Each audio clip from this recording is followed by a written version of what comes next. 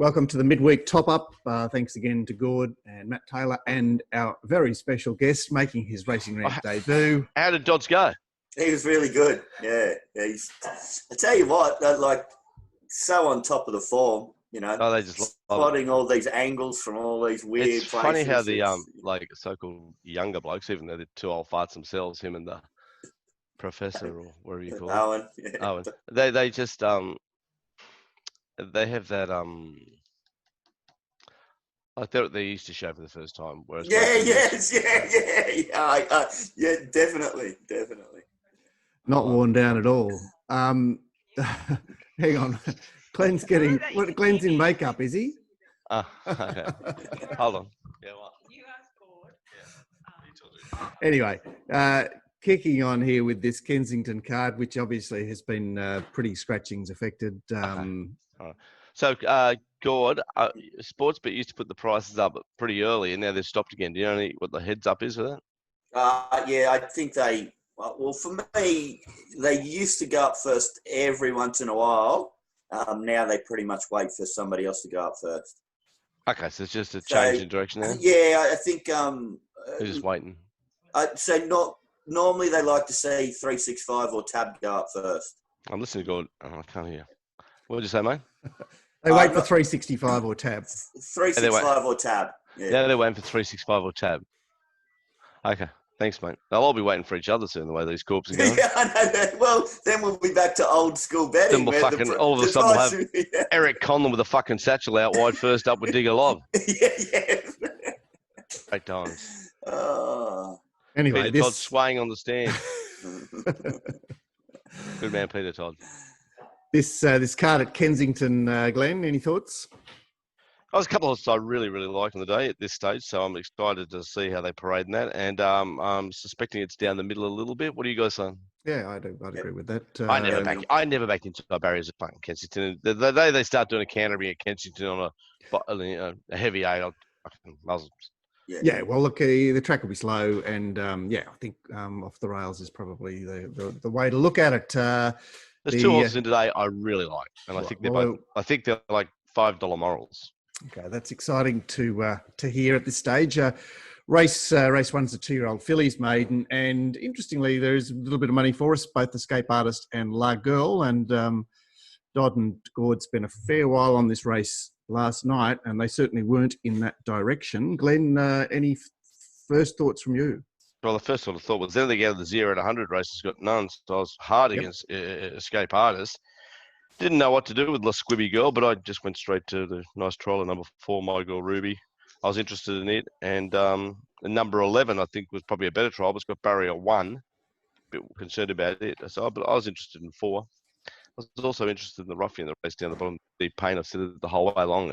Any horse trained by Deep Pain back significantly in distance has trained itself to the minute to run well over the 1150. So I'm going to be all over it. I was 4 from 14, and Giovanna, I think so. Giovanna runs a nice horse. It's got the barrier 1. Old surly J Mac. Yeah. So look, I like you were with My Girl Ruby. Gord, you didn't really cover the fact that it seems to have tried quite hard in its trials for a Waller horse. Yeah, well, I sort of, I hinted that by saying professional type or... Yeah. I mean, being pushed out for Waller is not normally a good thing, but there was a significant margin on the rest of the horses. And I'm agreeing with you guys. There was question marks about the first and second favourites in the race, so I went looking for fresh and found 4 and 11. So. Yeah. Without any great deal of excitement, because no, I don't think it's an exciting start. I think it's an exciting start. We'll get a good idea it's a good race to get a good idea what the track will be like. Yeah, and it's interesting that you mentioned DP because the back end distance boys are DP and PP, and that's of course obvious step in race 1. That's David Payne and Paul Perry for the people who don't understand our jingo. Yeah. Race 2 and a bit of money for. We just assume everyone knows what we're talking about now, don't we? I know. But we have new people signing up, Mark. Yeah, but I know, but there's a chat room where they can ask. So race 2, a little bit of money for Jimmy's Dream, which you mentioned, Gord, that Racing New South Wales have it mapping quite a fair way back, which seemed a real surprise for a Gaybot horse, that, especially one that got out of the gates quite decently the other day. And there's only Gunner Matter and Sharpshooter to sort of go with it. Looks an average speed now after the scratchings. And, of course, we've got this form line from Warwick Farm. The form line of Gunner Matter doesn't look much good, and the form line of Jimmy's Dream might be okay. Is that reasonable? Fuck, I hate these maps, guys. Did you see that thing get beaten yesterday at fucking Gosford? Mitchell Bell wrote it. Oh, it jumped perfectly. Like, got a length on Petrina, and then just because Petrina was leading on the maps and he was sitting second, it was first up. Just sat there, and there was a sitting duck for Excelic, the biggest ant that ever lived with Kathy, and got it by a nose. Oh, that was Carte Blanche, wasn't it? Carte Blanche. I thought it was absolutely unbeatable. And I thought it could sit outside the lead and win. I wasn't unhappy with that. But when he jumped a length and a half in front, if he just crosses Petrina, it's just no betting. And he basically, Mitchell, who's a really smart boy and good rider and someone you're happy to put your money in, he spent the first 400 metres in the race getting into the right map spot, according to Racing New South Wales. Gosh, but it sucks. It is what it is. And, we're complaining about it, but it's there, and they're not going to move it. I agree with you, mate. T. Clark won't be paying any attention to that Stewards map. That's just wrong. Yeah. Okay. What are you saying here, Glenn? I was a bit iffy about Jimmy's Dream because he got beaten by Piedmont. Beaten by T-Pain. It leaves me a bit cold. So, I suppose my topic is 12 at this stage, which I don't even know it's a stupid name. Wild Win the Hawks thing, but yeah. So the booking of T. Berry, who of course took all the riders out yesterday with his flu. Well, he had a sniffle. How wouldn't he just chuck a few codral down and just not say anything? Anyway, yes. I shouldn't say that. I take that back. I do take that back, but I didn't go to cards last night because I was a bit sniffly. But he's the ultimate good boy, isn't he? He's a school monitor, fucking T. Berry. Gosh, teacher's pet. I suppose when he's got 4 little kids, no wonder he's got a snotty nose occasionally. 3 trials and blinkers. I sort of was with you, Gord. Its trials didn't look much good. I know, Glenn, you're perhaps looking at the fact that T. Berry was booked for Hawks. I was a bit keen on it because it was last night, and I was thinking T. Berry was going to run it. So now I know it's A. Adkins. I think leave me out. I'll be manning our mail. And what do you guys got to add? Well, Sharpshooter is a horse that hasn't really been mentioned, but I mean, it did sit outside the lead on this course, in the equation race, which looks a reasonable enough reference for this if you're going to prefer the Warwick Farm form. Yeah. Here it is, Piedmont form's good enough to win this race. This is a very weak race. Very weak race. All right, then we get a... Do you remember the Sharpshooter a couple of years ago, mate? Yeah. Doesn't seem that long ago. It was 2 words. Yeah. That's one. So those 2 races they start from the chute, the 1,200 metre course proper chute. That's where they start from. So there's 350 metres before they get onto the Kensington track. So that'll be 350 of wet ground. You're getting keen here. Anyway, we get into race 3, which actually starts on the course proper. They've got a run of about 100 metres the first turn. So it's very easy for horses to kick up here from the inside and hold the others out. Having said that, you've obviously got the Gaybots that are in the van here. Glenn, you may as well just release it. Dancing Gidget, unbeatable. Good form. I love horses returning back in distance, off a strong win, on the course, tick over trial, 3 months off. Nice horse. J Mac, draw them wide. Look at them, round them up.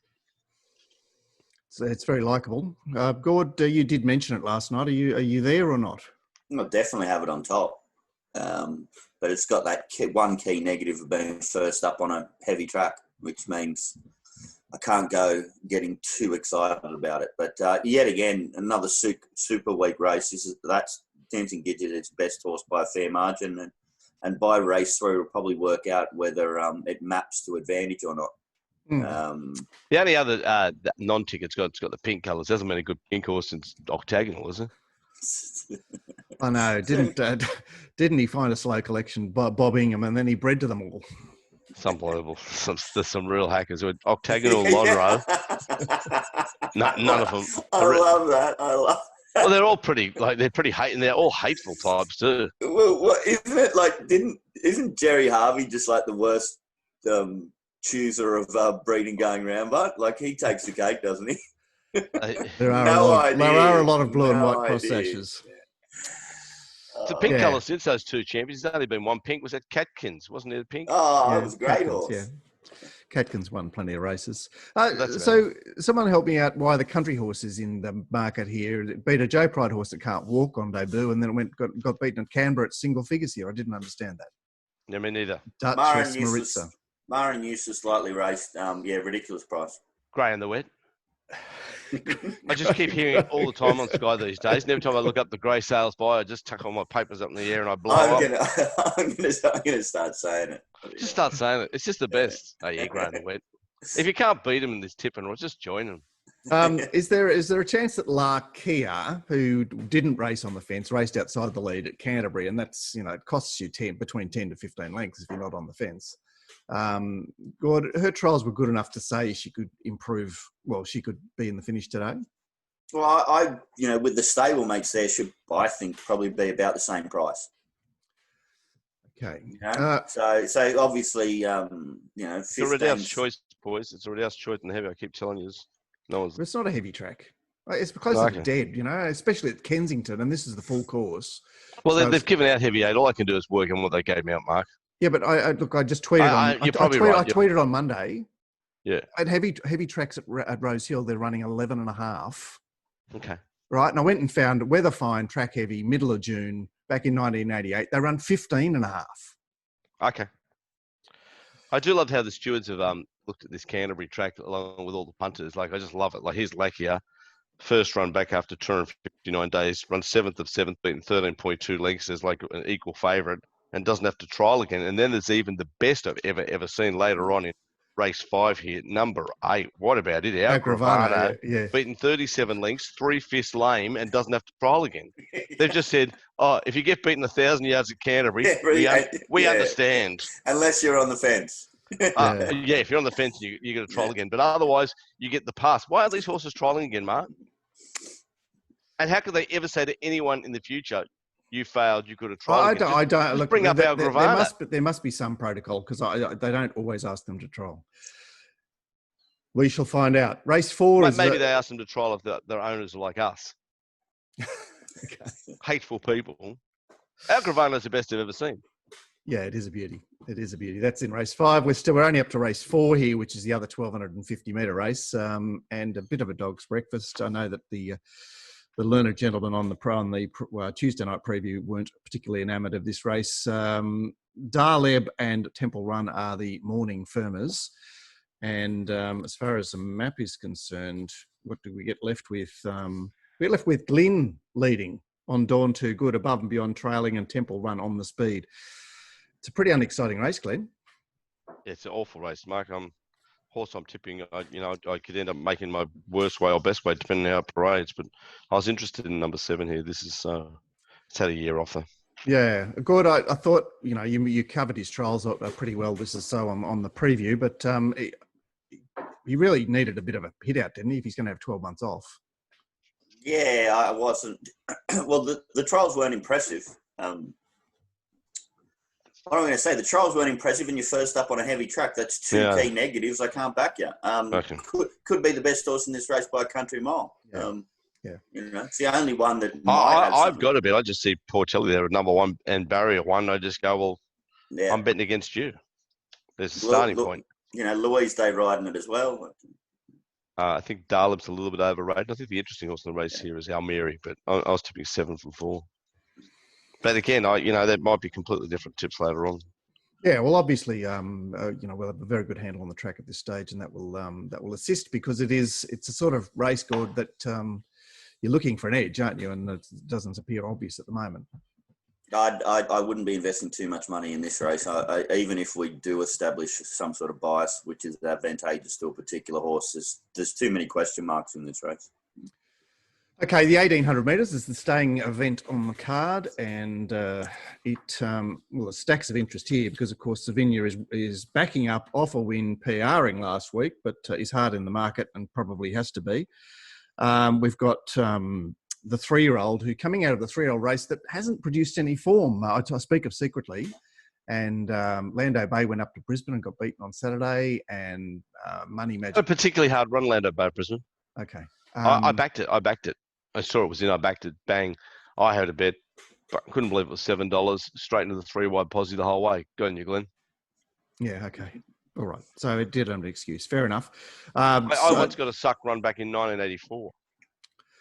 So on the preview show, I think Dodd was in the Picaro camp, which is a hateful horse, but does look very, very set up here with third up James McDonald. He had 11 secretly on top and was interested in Picaro with the jockey change. Yeah, well, I was going to say secretly, given that you were, I think, Savinia and secretly Brackett. But yeah, I just wanted to mention this Picaro because it's 5 from 26, right? It is 4 from its last 13. And, it seems to bob up there. And here it is in a race that they should get along reasonably.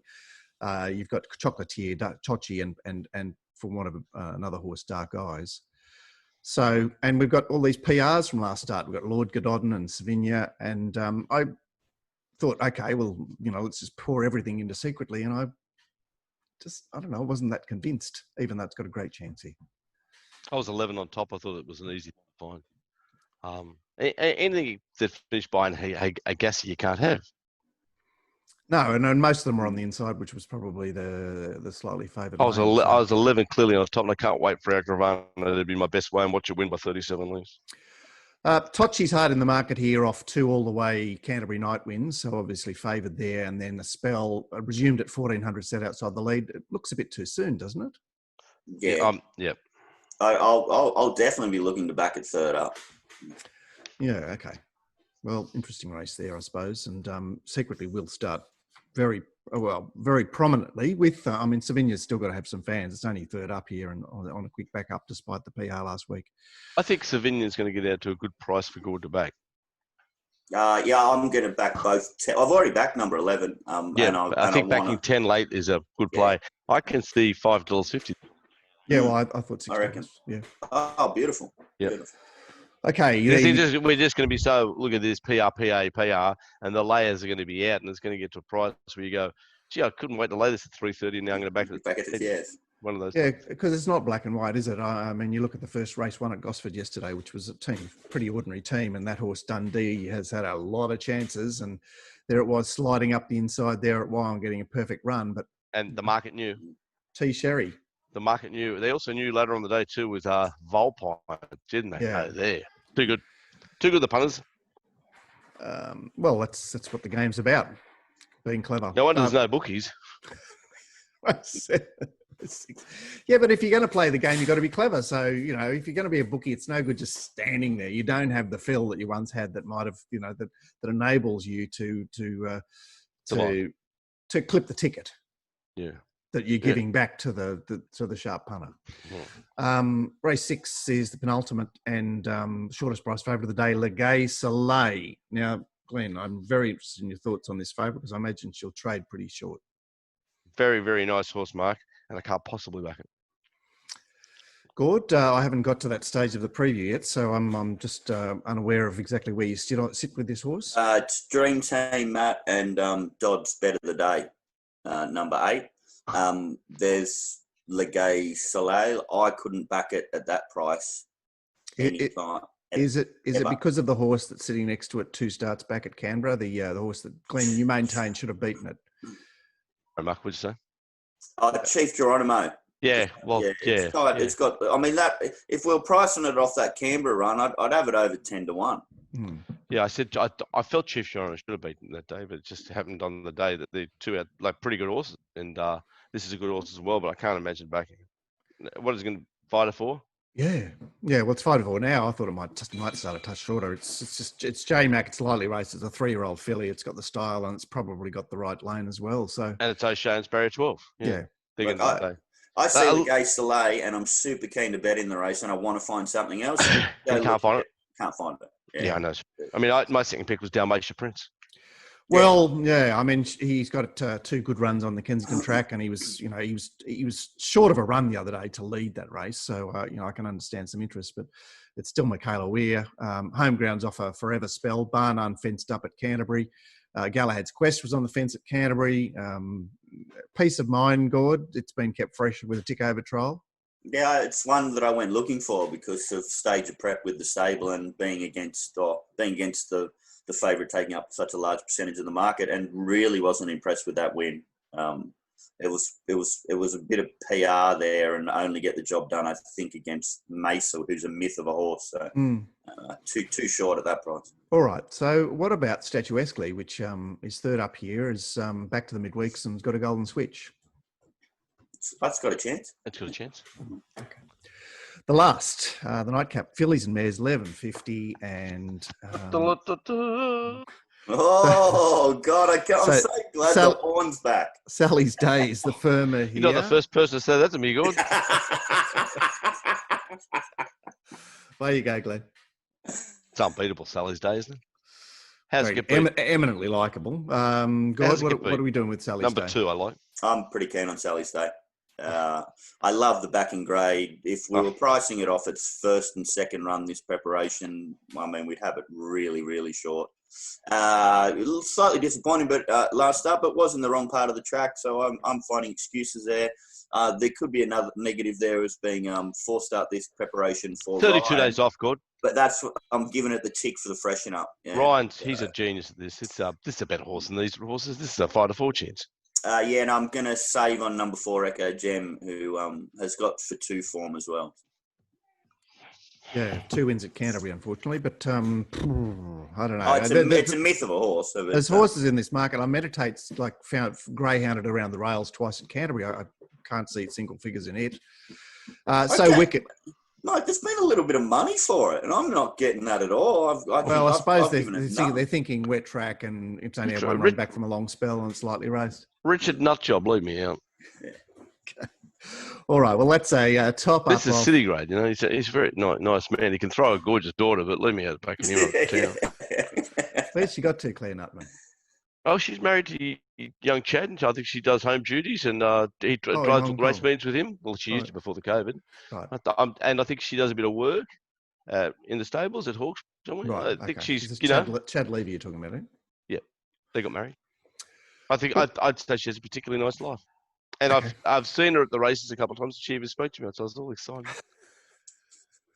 She said, "Oh, that went well." I said, "Oh yeah, it did, darling. Good on you." The old silver fox, did you see his eyes light up? Yeah, good.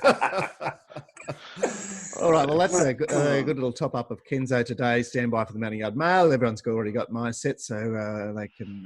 I like the 2 runners today, guys, and I'm pretty keen on both of them. So Sally's Day and the other one. I can't remember his name. What was the other one? Is race 3, number 5, Dancing Gidget.